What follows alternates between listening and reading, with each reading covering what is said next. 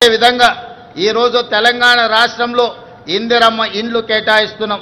ఈ ఇందిరమ్మ ఇండ్లు కూడా ఇంటి ఆడబిడ్డ అయిన మహాలక్ష్మి ఆడబిడ్డలకే ఈరోజు ఇందిరమ్మ ఇండ్లు కేటాయించడం జరుగుతుంది.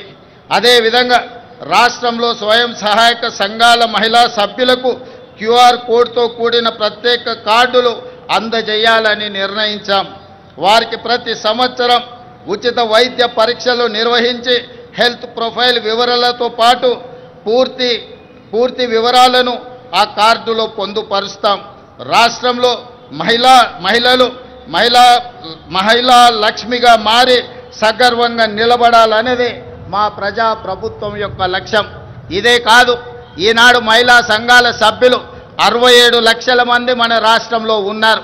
వాళ్ళందరికీ కూడా ప్రతి సంవత్సరం 2 జతల చీరలను ఆడబిడ్డ కానుకగా ఈరోజు తెలంగాణ రాష్ట్ర ప్రభుత్వం ఇవ్వడం ద్వారా వాళ్ళ ఆత్మగౌరవాన్ని నిలబెట్టి ఈ మహిళలతో మాకు కుటుంబ అనుబంధం ఉంది అని చెప్పి ఈనాడు తెలంగాణ ప్రజాప్రభుత్వము ఒక ఔదార్యాన్ని ప్రదర్శించి ఆడబిడ్డలను ఆదుకునే ప్రయత్నం చేస్తున్నాం.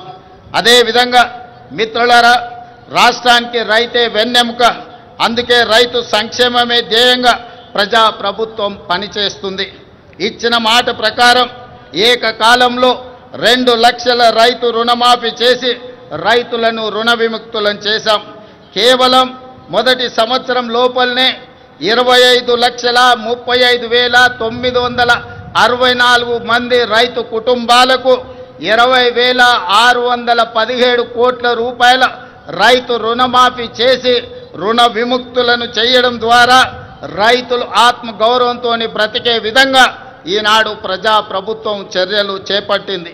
అదేవిధంగా ఈనాడు రైతులకు ఉచిత కరెంటు కోసం ప్రతి సంవత్సరం 15,333 కోట్లతో ఉచిత విద్యుత్తును అందిస్తున్నాం.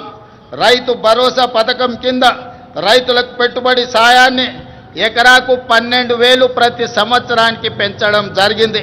ఇవాళ రైతులకే కాదు, రైతు కూలీలకు, ఉపాధి హామీ కూలీలకు ఇందిరమ్మ ఆత్మీయ భరోసా పథకం ద్వారా భూమి లేని వ్యవసాయ కూలీ కుటుంబాలకు ఏడాదికి 12,000 రూపాయలు ఉచితంగా అందించే పథకాన్ని ప్రవేశపెట్టినమని చెప్పడానికి నేను ఆనందిస్తున్నాను. అదేవిధంగా వరి ధాన్యానికి మద్దతు ధరతో పాటు సన్న వడ్లకు 500 రూపాయల బోనస్ ఈరోజు చెల్లిస్తున్నాం. దీనివల్ల రైతులకు అదనపు ఆదాయం లభించడమే కాకుండా రాష్ట్రంలో సన్న ధాన్యం దిగుబడి భారీగా పెరిగింది. దీంతో 2,75,00,000 మెట్రిక్ టన్నుల వరి ఉత్పత్తి తెలంగాణ రాష్ట్రం సాధించి దేశంలోనే ప్రథమ స్థానంలో ఈరోజు తెలంగాణ రాష్ట్రము నిలబడ్డది. అదేవిధంగా పెరిగిన ధాన్యం ఉత్పత్తికి తగినట్టుగా రాష్ట్ర వ్యాప్తంగా 8,000 కొనుగోలు కేంద్రాలను ఏర్పాటు చేశాం. రైతులు పండించిన ప్రతి గింజను ప్రభుత్వం కొనుగోలు చేసి రైతులు దళారుల బారిన పడకుండా కాపాడడం జరుగుతున్నది. భూ వివాదాలు లేని తెలంగాణ లక్ష్యంగా భూభారతి 2025 చట్టాన్ని తీసుకువచ్చాం.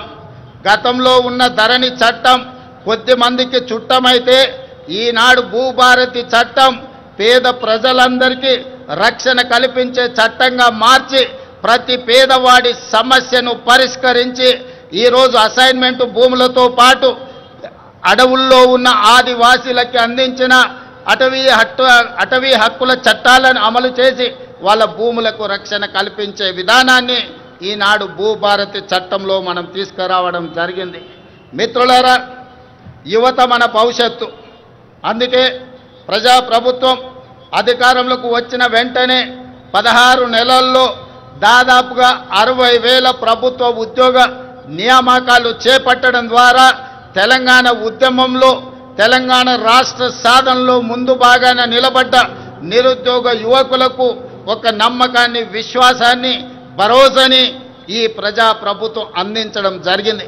ఇదే కాదు, గత 16 నెలల్లో ప్రైవేటు సంస్థల్లో కూడా దాదాపుగా అంతర్జాతీయ పెట్టుబడులు తీసుకొచ్చి 1,00,000 మందికి ఉద్యోగ అవకాశాలు కల్పించడం ద్వారా నిరుద్యోగ సమస్యను పరిష్కరించడమే కాదు, ఈ దేశంలో అత్యల్ప నిరుద్యోగ సమస్యగా ఉన్న రాష్ట్రంగా తెలంగాణ రాష్ట్రము మొట్టమొదటి స్థానంలో ఉన్నది.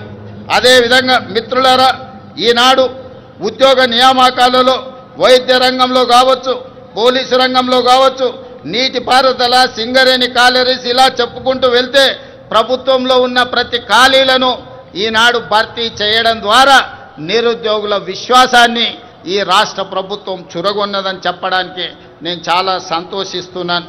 అదేవిధంగా సివిల్స్ పరీక్షలు ఈనాడు ఈ దేశంలో ఏ రాష్ట్రం అభివృద్ధి చెందాలన్నా సివిల్ సర్వీసెస్కు సంబంధించిన అధికారుల యొక్క ప్రణాళికలు దేశ అభివృద్ధిలో కీలక భాగం పోషిస్తున్నాయి. తెలంగాణ రాష్ట్రం నుంచి సివిల్ సర్వీసుల్లో ఆశించిన మేరకు మన విద్యార్థులకు అవకాశాలు రాకపోవడం వల్ల తెలంగాణ రాష్ట్ర ప్రభుత్వం సివిల్ సర్వీసెస్కు ప్రిపేర్ అవుతున్న వాళ్లకు హైదరాబాదు నగరంలోనే కాదు ఢిల్లీలో కూడా శిక్షణ పొందడానికి రాజీవ్ యువ వికాసాన్ని అందించడం ద్వారా సివిల్ సర్వీసెస్ ప్రిలిమ్స్కి ఎన్నికైన వాళ్లకు ₹1,00,000, మెయిన్ పరీక్షలకు ఎన్నికైన వాళ్లకు ₹1,00,000 ఆర్థిక సహాయాన్ని అందించడం ద్వారా ఈనాడు దేశంలోనే మన విద్యార్థులు అత్యధికంగా సివిల్ సర్వీసెస్కి ఈరోజు ఎన్నిక కాబడ్డారని చెప్పడానికి నేను